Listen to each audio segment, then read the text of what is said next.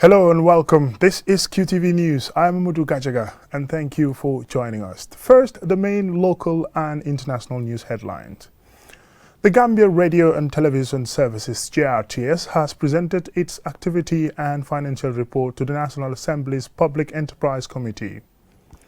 Training has taken place to develop the competencies of CSOs in managing budgets more effectively, project management and effective communications around climate change reporting ahead of a major UN climate change conference. The Sports Journalists Association of the Gambia, in collaboration with the Switzerland-based Mission 89 on Thursday, organized a roundtable meeting with Gambian stakeholders to discuss sports trafficking in the Gambia. A 22-year-old man suffering from a long-standing history of hip pain needs urgent overseas treatment for a total replacement of his left hip. And in international news, members of an alleged baby harvesting and child trafficking syndicate operating at health facilities have been arrested in Ghana. Some babies were being sold for less than $5,000. Why do most business ventures discontinue after the death of the founders? One economist thinks he knows the answer. We look into his claims. Those were our main news headlines, and now the local news in detail.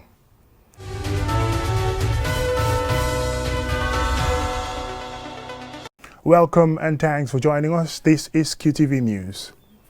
The Gambia Radio and Television Services (GRTS) on Friday presented its activity and financial report to the National Assembly's Public Enterprise Committee. I was there and this is the report.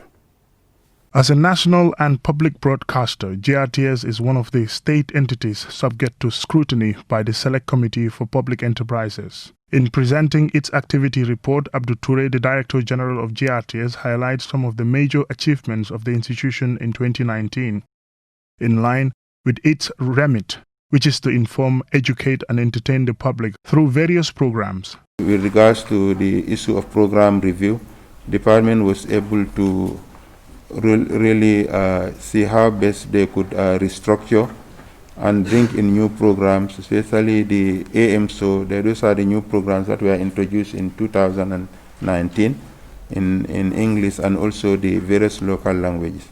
We also deploy regional correspondents during the period to areas in the country like North Bank and URR. The Gambia Radio and Television Services mainly depend on the levy on Global System for Mobile Communication (GSM) companies, essentially mobile communication providers, for its finances. Despite this revenue, the institution faces numerous challenges, according to its 2019 report. Among these is the lack of modern equipment to operate effectively in delivering high-quality content to the audience, and as well as mobility challenges. As we strive to ensure the delivery of quality broadcasting services to the public, the Gambia Radio and Television Services continues to struggle with financial constraints, lack of modern equipment and facilities, and a very inadequate mobility, which continues to militate against our development strategies. Another problem faced by the national broadcaster is the long-standing issue of overstaffing, which is blamed on previous administrations and the former regime. Director Toure says they are working on restructuring the institution.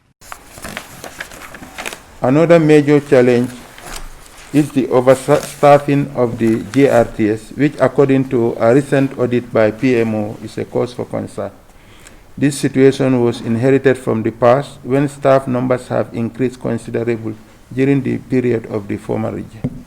On its financial operations, despite efforts made by the institution to balance its books and operate within sound financial practices, there are some loopholes as suggested by external auditors from Augustus Prompt, an accounting firm, especially on insurance cover for both the radio and TV.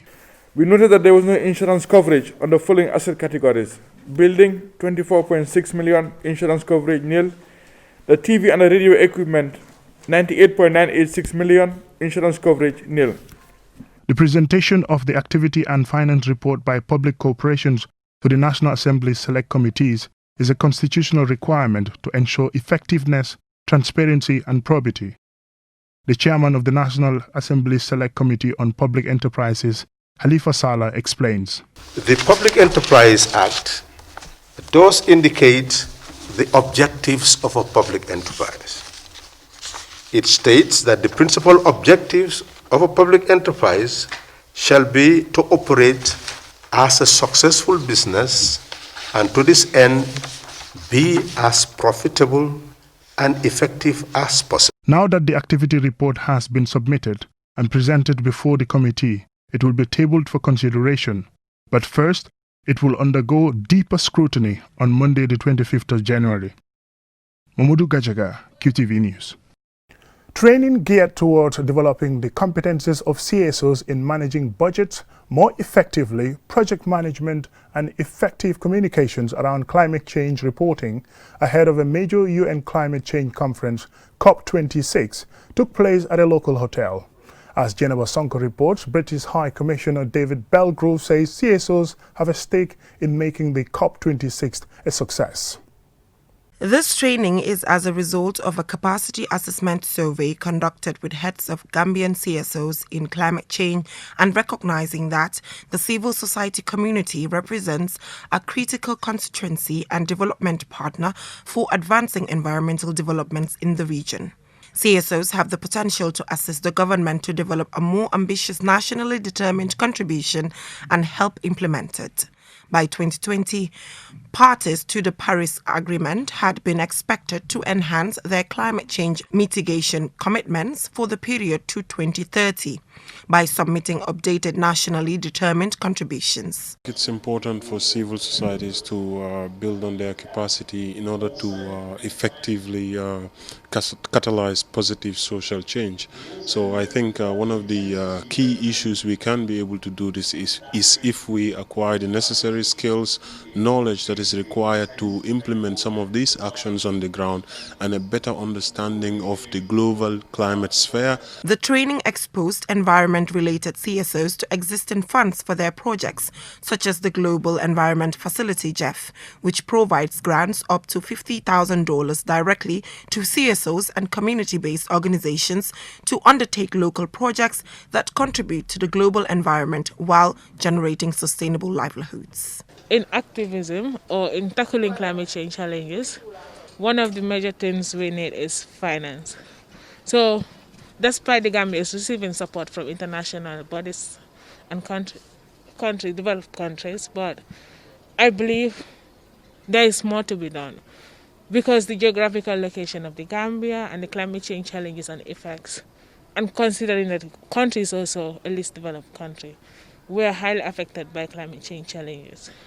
So receiving support and understanding how to receive the support and how to utilize it and implement the solutions is very important. British High Commissioner David Belgrove says CSOs have a stake in making the COP26 a success. I was delighted today to see the attendance from the CSOs who are involved in the environment and climate change.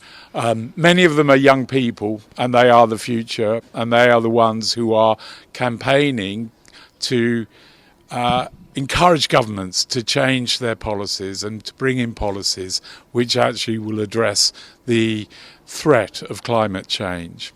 What we want to achieve today is to help build their capacity to continue that work. COP26, the next annual UN climate change conference, the Conference of the Parties, will be held in the United Kingdom from 1st to 12th November 2021.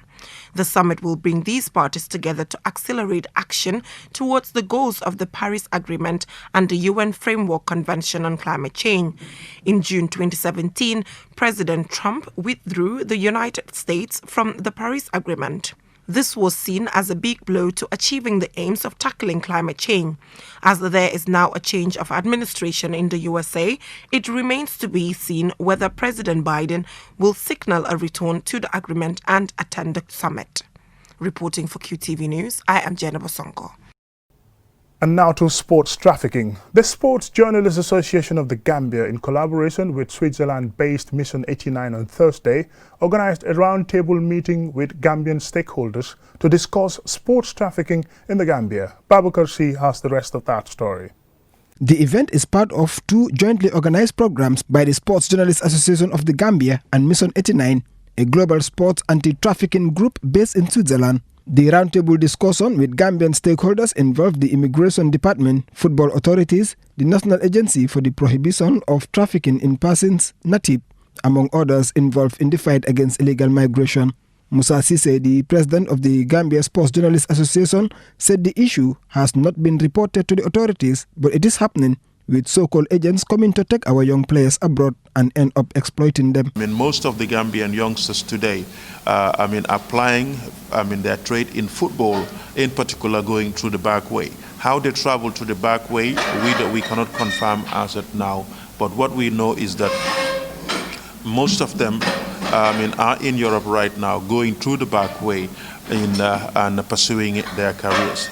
We're talking about football because the predominant sport in this country, which most, young and youth want to see themselves excel, and probably is one single sport we can identify with the potential to produce anyone who might be trafficked to Europe to become a professional or to join any of these mighty clubs in pursuance of their dreams through unscrupulous agents because of the headways that Gambia is making in the international football scene at the moment. Babukar Kamara, the communications director at the Gambia Football Federation, said sports trafficking in Gambian football is not a huge problem because they have not received a complaint as yet, but is a cause for concern, and echoed the concern about so-called agents flying to the country making false promises to the players. Trafficking mainly in Gambian football is not, we do not have many reports about it. Normally what we have is the backway syndrome, that is this illegal route to Europe. Most of the footballers do not know, particularly go through the back way to become professional footballers, but they do have opportunities to play football. That is the major problem, but not in terms of our domestic league. Tulai Jawara is the executive director of the National Agency Against Trafficking in Persons, NATIP. In qualifying what the GFF communication officer said, gave details of the most common types of trafficking in the country. There are no cases reported on sports trafficking or trafficking in sports, but I'm sure that there are ongoing cases because, well, it's hearsay. We do hear that there's sports trafficking, but we have not had any cases reported so far. For the Gassama, Commissioner for Migration at the Gambia Immigration Department, said they are yet to criminalize the smuggling of migrants, but they are working with partners on a draft bill.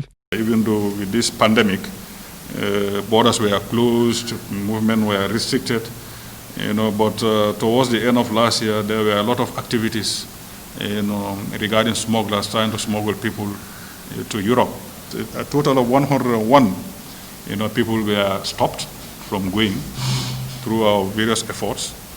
Sometimes it's very difficult. We don't apprehend the smugglers. Sometimes we apprehend the smugglers. But 101 people were stopped that we are planning to go on this clandestine journeys by paying monies to smugglers.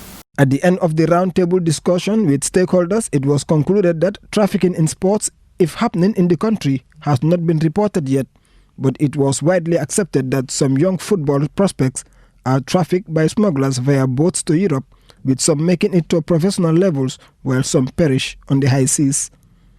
Babukarsi, QTV News. We will now take a short commercial break, and when we return, we'll continue with local and international stories.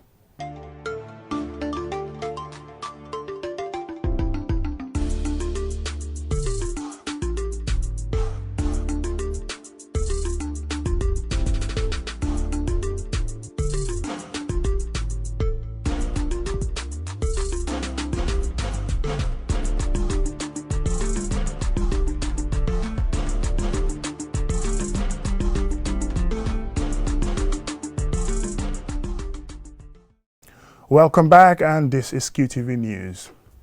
A 22-year-old man suffering from a long-standing history of hip pain needs urgent overseas treatment for a total replacement of his left hip. Ajibintu Drame visited the patient at his residence to understand his challenges and needs. This promising young man is suffering from a vascular necrosis of the left femoral head according to an X-ray report by the Edward Francis Small Teaching Hospital. Modu Cisse has lived with pain for almost 10 years. According to the medical report, Modu needs a total hip replacement, which is not performed in the Gambia due to lack of prosthesis. A vascular necrosis is the death of bone tissue due to lack of blood supply. It can lead to tiny breaks in the bone and the bones eventually collapse. This disease is rare, but when it does occur, is common in people aged between 30 and 50. However, a Japanese survey estimated that 2,500 to 3,000 cases of AVN of the hip occur each year globally, while 37% counted in the survey associated with occurrence with steroids use. 21.8% were linked to alcohol abuse, and 37.1% were the cause of the disease is not known. His older brother, Matar Cisse, explains how he learned of his brother's condition. I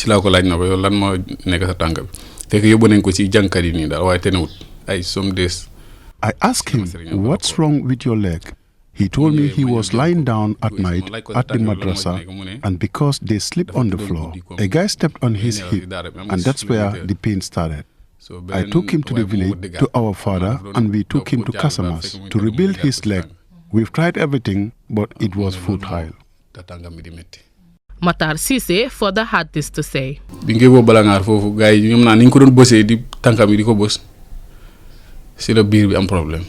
I took him to Balangar for local treatment, but it affected his stomach. I took him to Bansang, where he was operated. He got better, but in 2018, it started again because he was doing hard labor jobs.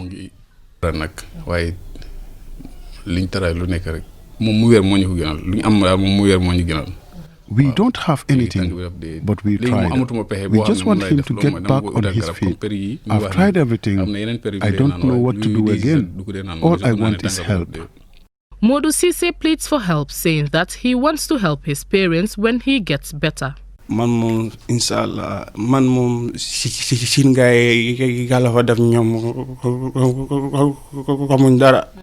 my parents don't have enough.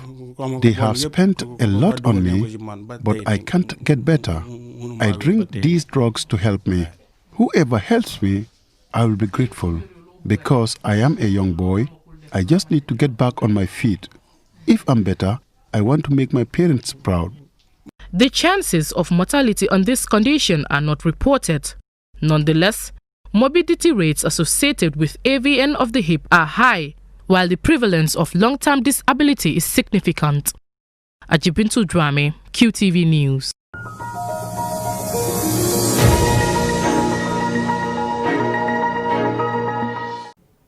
In international news, members of an alleged baby harvesting and child trafficking syndicate operating at health facilities have been arrested in Ghana. As Babukar Cisse reports, some of the babies were being sold for less than $5,000. The 11 suspects include 2 medical doctors, 4 nurses, 2 mothers, 2 social welfare officers, and a traditional birth attendant. A joint investigation by the Ghana Medical and Dental Council and the Economic and Organized Crime Office led to the arrest of the suspects following a tip-off by the taxi driver last year. According to the Ghana authorities, some of the mothers may have been told their babies died after delivery. Mothers who could not take care of their newborns were also encouraged to sell them. They were allegedly operating at a health facility in the capital Accra and the neighboring city of Tema. The BBC's Thomas Nadi in Accra says the case has come as a surprise to many in Ghana, where talk of baby harvesting is not new, but until now there had been no evidence of the practice. Undercover investigators were able to buy 2 babies for less than $5,000. The baby boys are now in the care of the authorities. The licensing of the 2 doctors allegedly involved have been suspended until a court determines the case. Elsewhere in the continent, a number of so-called baby factories have been reported in recent years. Last year, police in Nigeria rescued 10 people, including 4 children, 4 pregnant women, and 2 other women from an illegal maternity home. The operation was carried out at the so-called baby factory in Ogun State.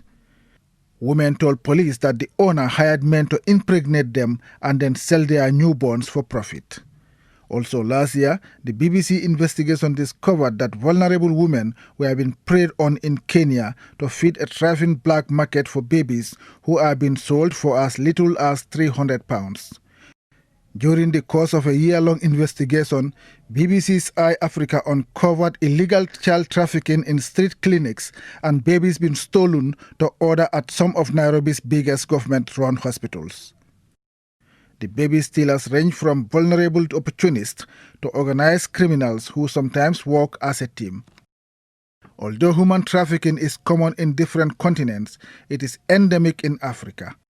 The continent has been bedeviled by a number of crises, including high level of unemployment, poverty, hunger, corruption, political and economic instability, amongst others. Many of these, in one way or another, contribute to baby harvesting and baby trafficking. Babakar Sise, QTV News. Why do most business ventures discontinue after the death of the founders? One economist thinks he knows the answer. Mamadou Mbodj unpacks his argument in this report.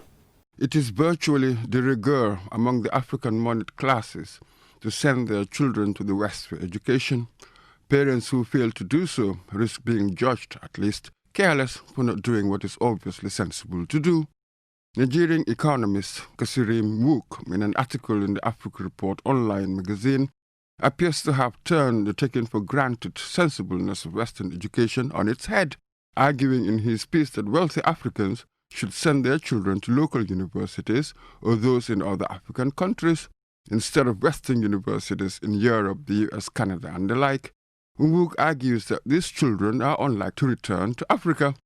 Focusing on entrepreneurship and enterprise founders, he says, many estates, many businesses, many offshoots of dynasties of wealth across Africa have died because children were sent overseas by their parents to study with the hope that they would return to inherit the estate and assets.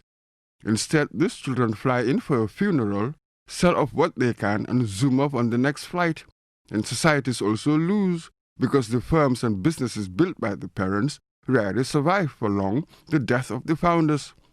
To Wook, the children of civil servants, international civil servants and NGO employees, teachers and soldiers may educate their children in the West, but not the children of entrepreneurs, the wealth and asset creators and builders.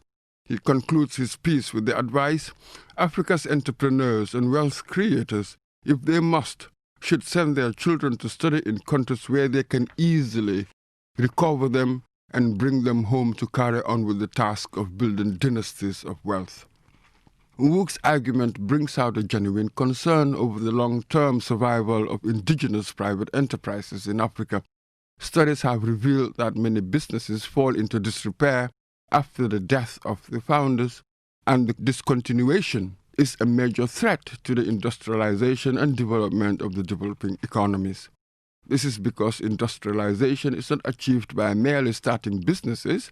The businesses so created must remain viable and sustainable over a long period of time. Some critics have observed that most of the literature in Africa on entrepreneurship tends to focus on startups, not sustainability, which is just as fraught and needs attention. Wook's more contentious point appears to be that if only these entrepreneurs kept their children on the continent, their businesses would survive their deaths and grow bigger, creating dynastic wealth spanning generations. Unfortunately, he doesn't provide data to back his thesis. All the same, his wider argument could be understood in the context of African brain drain, which affects every area of our lives.